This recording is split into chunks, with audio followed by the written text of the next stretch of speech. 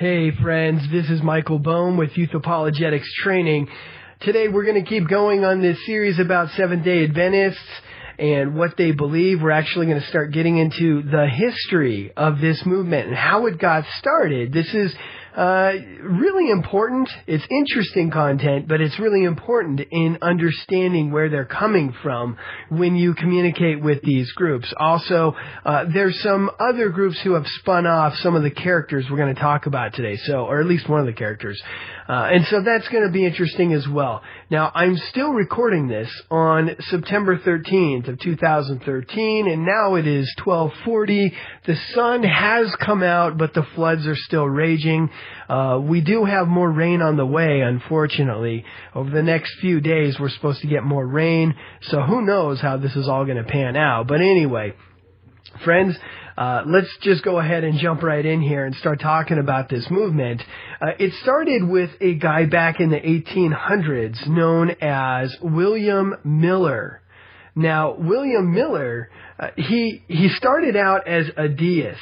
Okay, do you know what a deist is? Basically, deism is the idea that there is a God, but he just kind of wound this clock up and let it go. Okay, basically, this God is a non-personal, unpersonal God who got this world going, stepped back, and doesn't want anything to do with us, okay? So it's hard to know anything about this God. He doesn't reveal himself. There are no miracles, that type of thing, okay? He started out in deism, but then he converted to Christianity in 1816, and he became a Baptist.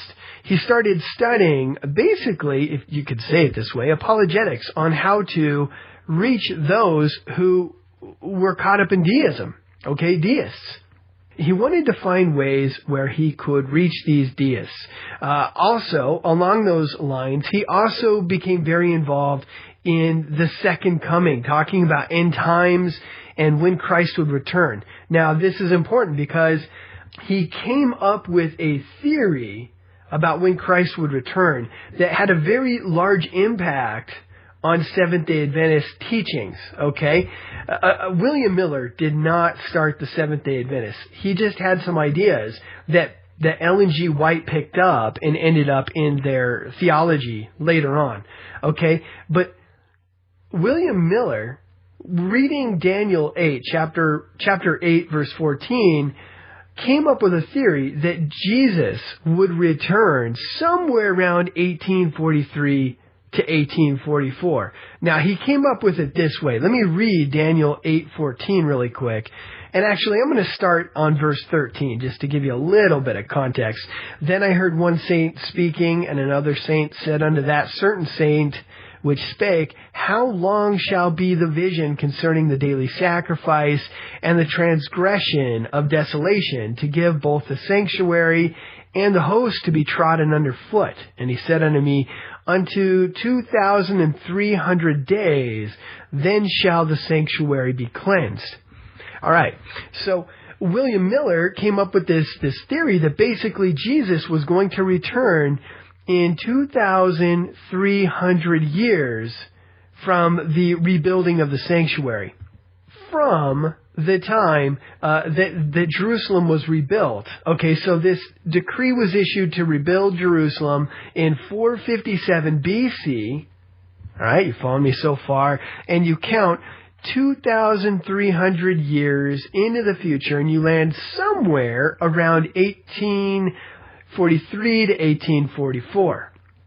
All right, and this led to the great disappointment, because everybody was expecting Jesus to return on that day. So, like so many failed prophecies about Jesus coming on this day or that day, Harold Camping, the Watchtowers had many failed prophecies. And so, in fact, I believe the Watchtower was expecting Jesus to return on 1844 too, as well, if I remember right. And so you had all these people who quit their jobs, sold everything, or whatever, and they're standing on the roof of their houses in all white linen, okay, just standing there with their arms up, just ready for Christ to show up, okay? And it's so sad. How embarrassing too, right? All because of a teaching of man. We're not supposed to know the day or hour. Jesus didn't even know. All right? And so they're all standing on the roof of their house or whatever. Jesus doesn't come back. And that day went down in history as the great disappointment. Oh, I guess I didn't say what that day was. He finally came up with a date and declared that it was going to happen on October 22nd, 1844. He finally gave in to the temptation and just laid out an exact day. Now, after this happened, the Millerites, as they were called, okay, those who followed William Miller, the Millerites, they broke up after that day. The whole thing just fell apart, okay? He stopped pushing his prophecies. He realized that he had played the role of a false prophet. He threw up. He threw in the towel and gave up on his ministry, right? But that didn't stop some of his followers. So now enter in Hiram Edson. So on October 22nd, there was the Great Disappointment. The morning after, October 23rd of 1844, we had Hiram Edson. And he was walking through a cornfield, and he was praying, and he was asking God, why did this happen? Like, how did we mess this up? And then he claims he had a vision. He received new light. And in this vision, he was informed that Jesus was not to show up in 1844, but rather he moved from one part of heaven to a different part of heaven. He moved into the sanctuary, the most holy place, to cleanse the sanctuary. And so now Jesus goes into this most holy place, and the investigative judgment begins. And in this investigative judgment, we're going to talk about this quite a bit. Jesus is reviewing all the records of heaven. He's trying to find out who's been naughty and who's been nice. He's reviewing all the records in heaven. He must review all of them and complete this investigative judgment before he can return. And so, like I mentioned yesterday, this would be that second phase of the atonement. In a sense, it is that, when Jesus was on the cross and he yelled out, "Tetelestai," he yelled out, "It is finished." Well, apparently he wasn't finished, because he had to enter into the most holy place and start working out this apparently pretty extensive project of reviewing all these records. Now, Hiram Edson, he was one of the original founders of the Seventh-day Adventist movement, okay? There was actually 3, maybe 4 really notable characters in the beginning or foundation of this movement.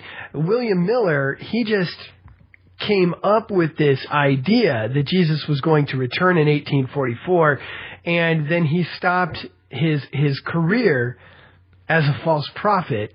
He gave that up, and these other characters stepped in, picked up the ball, and ran with it. One of the other people that I want to talk about is Joseph Bates. All right, Joseph Bates was a seaman. And as I was studying up about this Joseph Bates, one of the most important things that I learned about him is his mother was the daughter of Barnabas Rye of Sandwich, Massachusetts. And so next time you are having a pastrami on rye, I think you need to think back to Joseph Bates, his mother, or rather his grandmother. Okay, that was completely useless. Anyway, sorry about that. Joseph Bates also believed in this investigative judgment. He picked up that ball. He heard about this investigative judgment idea of Hiram Edson. And Joseph Bates, he was a strong believer that us New Testament believers should be following the Sabbath. And so he was the one that really brought this whole Sabbatarian concept to the Seventh-day Adventists. He was also the guy that really brought in the health-conscious attitude to the Seventh-day Adventists. And honestly, again, I really don't have too much of a problem with that. He was a vegetarian. He noticed on his ship that those who participated in alcohol, tobacco, caffeine, or overindulged in meats, or unclean meats for that matter, had poor health. And those who, whether on purpose or accidentally, seemed to be eating better, they had better health. Okay? And he noticed that. And so, as Joseph Bates and Hiram Edson and Ellen G. White, as we're going to talk about here in a minute, as they came together, he brought those two elements to the mix. The Sabbath and the kosher laws, in a sense. And I don't know if I mentioned this, but many, not all, but many Seventh-day Adventists are actually vegetarians as well. So I just thought I'd throw that in there. And so Joseph Bates became known as the Apostle of the Sabbath. Ellen G. White, is by far the most influential character in the Seventh-day Adventist movement. And for the most part, we're going to focus on her as we're talking about the beliefs in this movement, because she's the one that really got this thing rolling. Now, Ellen White, born on November 26, 1827, she died July 16th of 1915. When she was young in school, somebody threw a rock at her and hit her clean in the face. I mean, nasty. It messed up her nose, and it put her in a coma for several weeks.